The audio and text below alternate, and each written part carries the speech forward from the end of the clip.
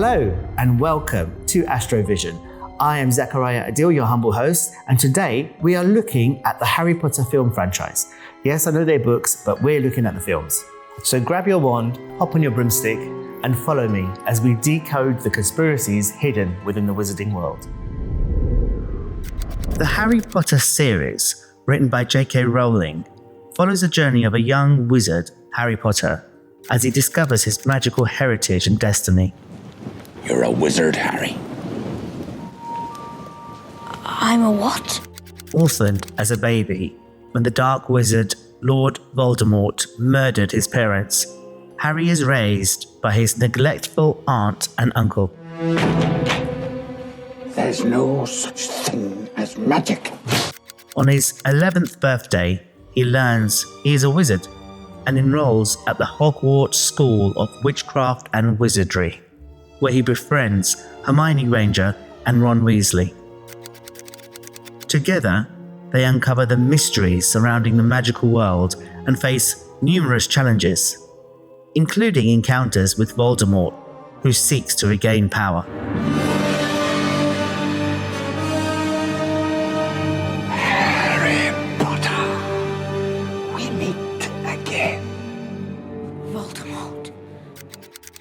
Over 7 books, or the 8 films they based on them, Harry grows from a naive boy into a courageous hero, uncovering secrets about his past and his connection to Voldemort. Central to the story is the prophecy that one must defeat the other, driving Harry's determination to confront the Dark Lord. Alongside battles against Voldemort's followers, the Death Eaters, the trio learns about Horcruxes, objects containing fragments of Voldemort's soul which must be destroyed to defeat him. The story also explores themes of friendship, loyalty, and the complexities of good versus evil. What are you waiting for? Someone grab him!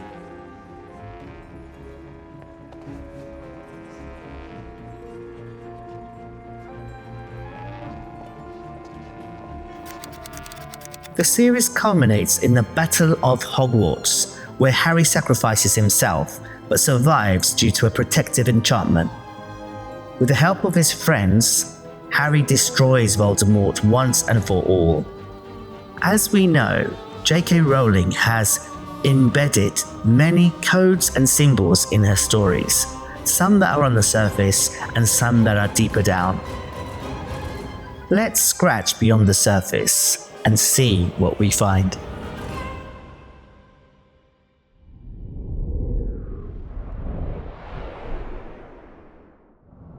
One of the things that's fascinated me a lot when it comes to the Harry Potter films is that the way that they've cast them. J.K. Rowling is born in the Chinese Year of the Snake, and she is a Leo, born on the 31st of July, 1965. Snake Leo. So we were given this story about how they were trying to find Harry Potter, that Daniel Radcliffe went to the theatre with his parents, and that Christopher Columbus was sat behind him and kept looking at him, thinking, "Oh, he could be a Harry Potter," and all this sort of story, this whole story about how they got him to audition against his will and all of this stuff. But the truth of the matter is, they went through hundreds and hundreds of boys to try and find a Harry Potter, and they found Daniel Radcliffe, who is also born in the Year of the Snake in 1989, and he's Leo. Birthday is 23rd of July in 1989.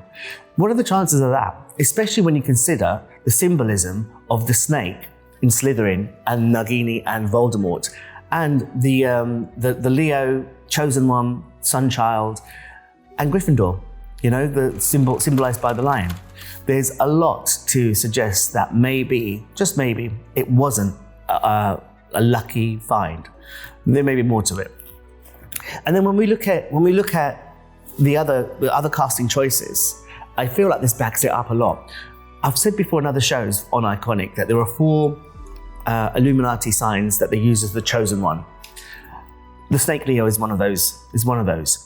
But also the Dragon Virgo. I wonder what the actor who plays Ron Weasley is. You guessed it, he's a Dragon Virgo. Also, these Dragon Virgos are very likable as well, and they need a likable personality for Ron Weasley. So, yes, Dragon Virgo. Hermione now, Emma Watson. Oh, by the way, obviously, Daniel Radcliffe plays Harry Potter, Rupert Grint plays Ron Weasley, Emma Watson plays Hermione Granger. Hermione is a horse Aries. Horses get you to where you need to go. So it's interesting that they cast Emma Watson for this role. And Hermione is Harry's horse. But Voldemort also has his. Bellatrix is a horse Gemini. Well, the actress who plays Bellatrix, Helena Bonham Carter, is. So what is Voldemort, I wonder? So, Ralph Fiennes is born in the Chinese Year of the Tiger, and he is a Capricorn born on the 22nd of December. Winter solstice. Yep, he's got one of those unique, almost a chosen one chart as well. Tigers tend not to be chosen ones, but when you're born on the solstice, whether a summer solstice, winter solstice, or one of the equinoxes, you have a prominent position and a prominent role. So again, I don't think it's any coincidence that Ralph Fiennes was given this role in the Harry Potter series. Another interesting factor about casting Ralph Fiennes is he is born on the darkest day of the year, and playing the Dark Lord, the Dark Wizard, that's you can see how that makes sense. But what is interesting in terms of the story now is that Harry Potter's parents were both killed on Halloween, the day when they used to sacrifice children to there's two gods that I was when I did my research. Nemed and the people of Nemed had to give 2/3 of their children, their corn and their milk to the monstrous Fomorians. And the name of the god was Crom Cruach. Crom Cruach was a pagan god of pre-Christian Ireland. And what used to happen is they used to provide human sacrifices to him, but this was ended by St. Patrick. They used to provide sacrifices in exchange for milk, grain, and suggest that Crom Cruach had a function as a fertility god. The description of his image as a gold figure surrounded by 12 stone or bronze figures was interpreted by some as representing the sun surrounded by the signs of the zodiac. So he was also a solar deity. And we all know that Nimrod and Tammuz are worshipped as the satanic gods, along with Semiramis. So it's interesting that this is the story where they were going to sacrifice the child. Harry was supposed to be sacrificed, and instead the parents got sacrificed to save him at the beginning of this story. And it's interesting that they cast Ralph Fiennes, who's born on the darkest day of the year, for that role. You know, and also Capricorn is ruled by which planet? Saturn. Yeah, all makes sense, doesn't it, when you sort of put the pieces together. All right, let's have a look at what else we've got here. Neville Longbottom. The actor that plays him is a snake cancer. And if you look at the story, he was almost the chosen one, but not quite. If he was born 2 or 3 weeks later, he would have been a snake Leo, same as Harry Potter. Could have been the chosen one, wasn't. Draco is a rabbit Virgo. What's interesting about that is these signs are in direct opposition with each other. Rabbit equates to Pisces and Virgo equates to Rooster. They are in opposition to each other. And also, Tom Felton, who plays Draco, if he was born 1 day later, he would have been born on the autumn equinox, but he wasn't. So he just missed out on being important. And I know that sounds silly, but if you look at the story, all of that plays in. You can see that the character has that conflict within him. Okay, Lucius. So Draco's dad, Rabbit Gemini. There's that rabbit theme here with that family. Remus. Now, Remus was really interesting because he plays the werewolf. Now, the werewolf is affected very badly by the moon. In the Chinese astrology, the rabbit is ruled by the moon. And in Western astrology, Cancer is ruled by the moon. So you'd think he'd be the moon child, the rabbit Cancer. He's not, but he's rabbit Pisces, which is the sibling to that. Now, if you look at the tarot cards, the moon card, again, you would think it would be related to Cancer. I kind of think it is, but it isn't. If you have a look at the way that it's set out and the order of how the signs are laid out, Pisces is the sign that the moon card relates to. And what is Remus? The actor that plays Remus, David Thewlis, he is a rabbit Pisces. He's a double rabbit or double Pisces, however you want to look at it. So there is a definite moon connection there with him. Right, moving on, Sirius. So Gary Oldman is a dog Aries, and he plays Sirius, whose animagus is a dog, right? And what's famous about the dog people is their loyalty. So let's look at who else is a dog sign in the film series, because obviously we know that Sirius is very loyal to Harry. Snape is dog Pisces, loyal to Lily. And Professor McGonagall is a dog Capricorn, loyal to Dumbledore. What is Dumbledore? Dumbledore is a dragon Libra. So this makes sense. So I'm talking about the casting of Michael Harris, because he was the one that played Dumbledore for the majority of the time. However, there were 4 actors that have played Dumbledore, and what's interesting is that 3 of them are Libra. One was a sheep Libra, one was a horse Libra, and one is a dragon Libra. So I find that interesting. And the other one was Jude Law, who's a rat Capricorn. So let's leave Jude Law aside, but there's a Libra connection to the Dumbledore role. Hagrid is a Tiger Aries. I didn't really have too much to say about that. Just Tiger Aries people, what you see is what you get. Bellatrix is horse Gemini, as I already said. And Ginny is a sheep Aquarius. Incidentally, that's what I am. So that's looking at the casting. I thought those were the interesting things about the casting. I could have gone deeper, but I thought that's the important stuff that we had to look at. Hogwarts isn't just a school. It's an institution that reinforces a rigid hierarchy. From the sorting hat dividing students into houses based on their traits to the elitism of Slytherin, Hogwarts mirrors real-world elite schools that shape future leaders. Think about it. Prestigious universities, secret societies like Skull and Bones, and exclusive competitions are all ways to groom the next generation of power players. The Triwizard Tournament, for example, pits schools against one another while serving as a distraction for darker agendas. Just like how global events can sometimes mask what's really going on behind the scenes.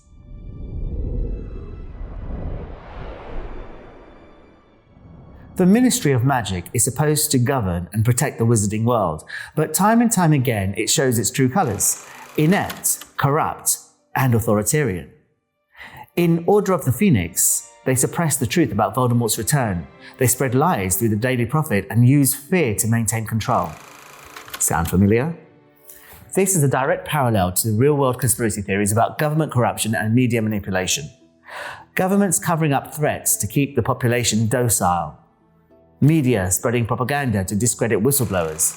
Look at what they did to Luna Lovegood's dad, how they stole Luna from him so that he falls into line.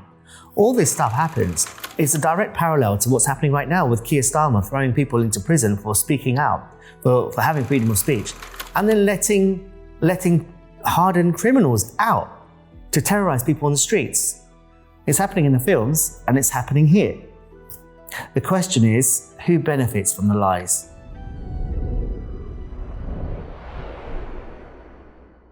The wizarding world is full of magical surveillance tools, from the Marauder's map to the Ministry's tracking of flu networks and owls. Even underage wizards have the Trace, which monitors their use of magic. This raises a haunting question. How much privacy do wizards really have? Now think about our world: CCTV cameras, online tracking, smartphones, listening to our conversations. Are we living in our own version of the Trace, constantly monitored by governments and corporations? And just like the Ministry, who's watching and why?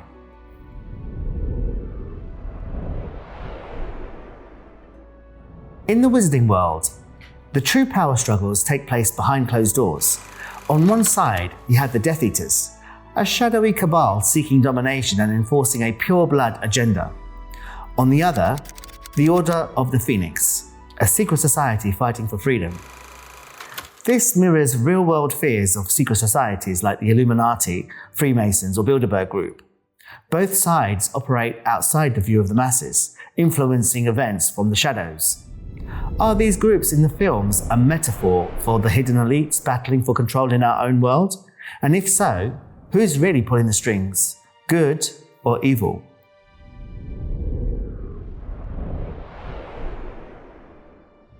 The entire Harry Potter saga revolves around a prophecy, a foretold destiny that controls the actions of both Harry and Voldemort. But here's the twist. The prophecy is a self-fulfilling cycle. Voldemort's obsession with it is what sets it in motion. This mirrors real-world theories about powerful elites using ancient prophecies, religious texts, or secret knowledge to justify their actions.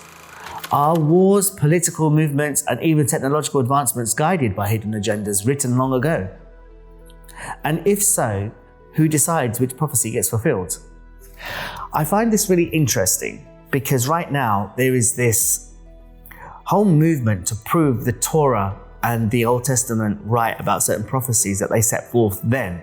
Look at what's happening with the red heifer, how the red heifers are being brought into Jerusalem so that they can fulfill the prophecy about the pure red heifer that needs to be born in that land. I think it was born in that land, or needs to be killed in that land, and then a ritual done with the pure red heifer. Well, they didn't have any red heifers, so a man in Texas sent some over so that the prophecy can be fulfilled.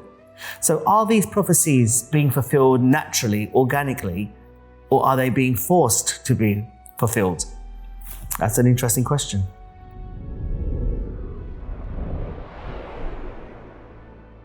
Voldemort's quests for immortality through Horcruxes and the Deathly Hallows represents humanity's age-old obsession with defeating death. But at what cost? In the films, splitting his soul leaves Voldemort twisted and inhuman, a warning about the dangers of pursuing forbidden knowledge. This mirrors real-world theories about elites experimenting with life extension technologies, genetic modification, or even occult rituals to achieve immortality. Is Voldemort's journey a metaphor for the lengths to which some will go to cling to power forever? The Deathly Hallows are made up of 3 artifacts, the first being the Cloak of Invisibility, the Elder Wand, and the Resurrection Stone. When J.K. Rowling was asked about this in an interview, she said, "Oh yeah, it kind of looks like the Illuminati symbol of the eye. Oh, but that was a pure accident." Really? Who in the right mind would believe that? I'm sure it's done on purpose for a reason. We don't know the real reasons for why she did it, but she has, and it is the cloak with the Elder Wand and the Resurrection Stone, and it looks like the Eye of Horus. Now, if we look at some of the symbols that they use in Harry Potter, a lot of the things that they use in the Harry Potter films, like the snitches, the diadems, these types of things, they relate to the Greek gods. So the snitch is the symbol of Hermes, with the wings, which is part of his caduceus. The diadem belongs to Hera, the goddess Hera. The goblet of fire was Dionysus's goblet. We've got the Elder Wand that belongs to Hermes. And we've got the Cloak of Invisibility that belongs to Hades, who had a helmet of invisibility. The Wizard's Chest was just about the Illuminati duality. The Gryffindor sword was really interesting because there were 3 separate swords that J.K. Rowling has sort of infused the story all together to turn into this sword of Gryffindor. But actually there were 3 different swords: Excalibur, Harpe, and Ame no Habakiri, which is a Japanese sword.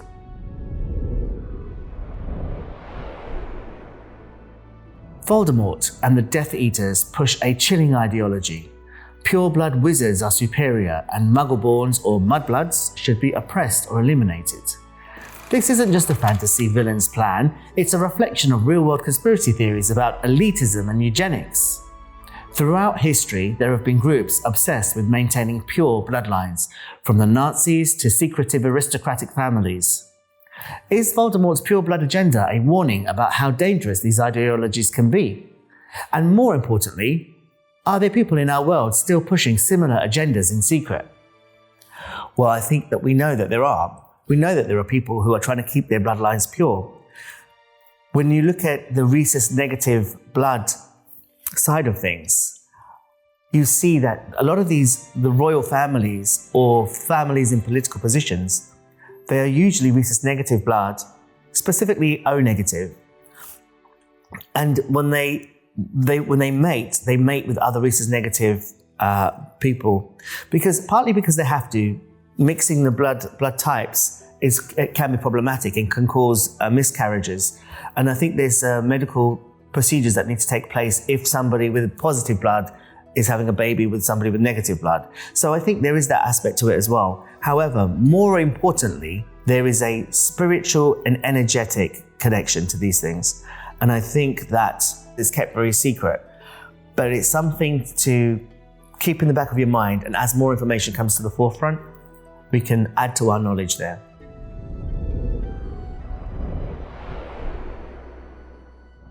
Now, what I found really interesting in these films is the parallel that they've made between the real world and our world, the world that we inhabit, and the way that the wizarding world lives with the muggles.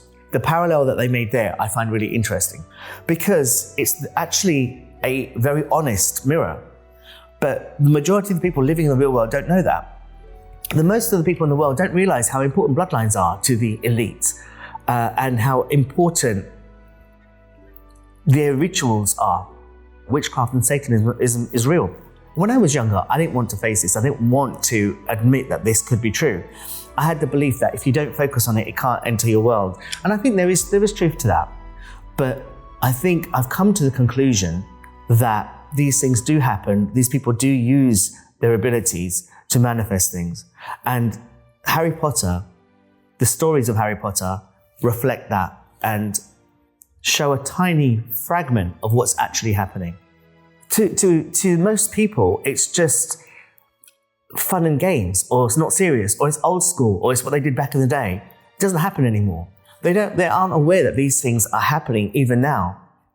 But the wizarding world are aware, and they try and keep the muggles completely separate from it and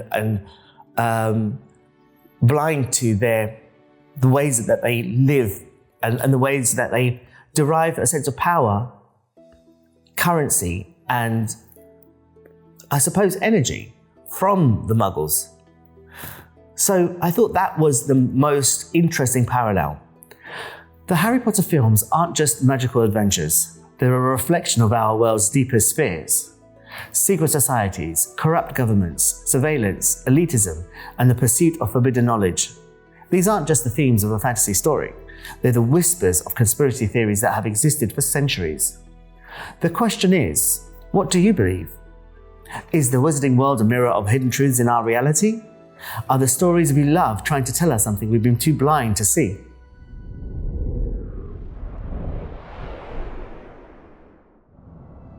Something I found really interesting about the Harry Potter films when I was researching them was that the third film, Harry Potter and the Prisoner of Azkaban, there is a lot of symbolism used that I was very familiar with. Yeah, you guessed it, the tarot cards. In the tarot pack, it's kind of like you can divide it into two separate packs. Some even say three. So you've got the Major Arcana, there's 22 cards of the Major Arcana, and there's 56 cards of the Minor Arcana. Of the Minor Arcana, you can also break it down into court cards as well. But we're not going to focus on the Minor Arcana, we're going to focus on the Major Arcana, where the first 22 cards are used in the Prisoner of Azkaban to symbolize the story as it proceeds. It starts off with Harry under the covers in his bedroom trying to use a Lumos spell, which is symbolic of the Magician card, which is the first card. Well, it isn't. The first card is actually the Fool card, which is 0. But that comes after. Normally it's in order. Occasionally it sort of switches order, but in this instance we start off with Harry with the Magician card. The next card that we see is the Fool, when Harry leaves the house and he's there going on his journey with his trunk.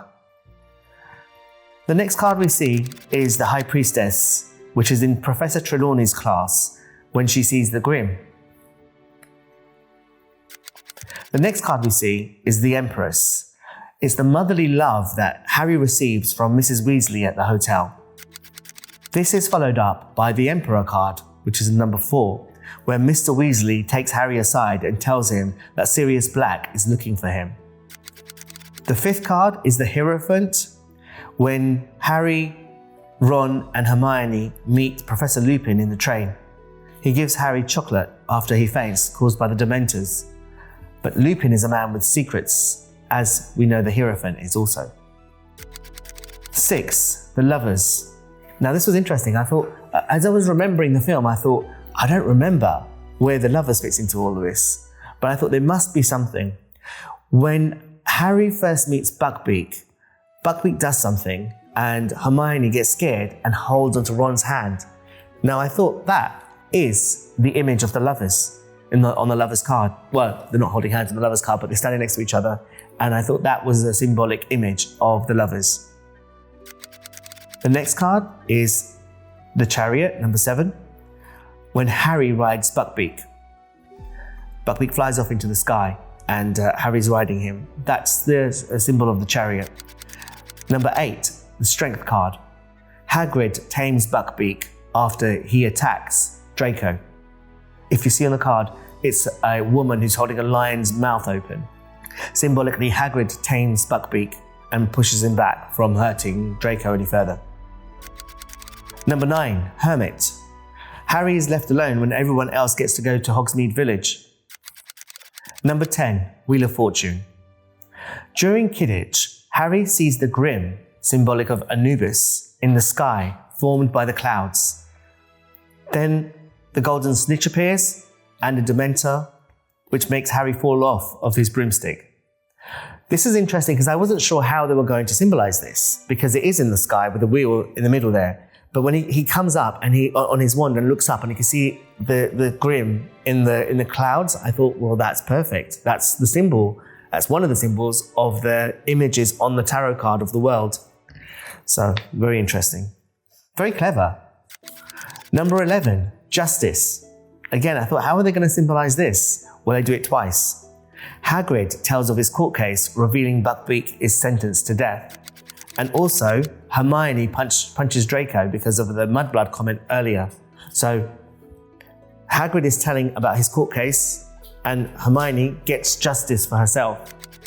Number 12, the Hanged Man.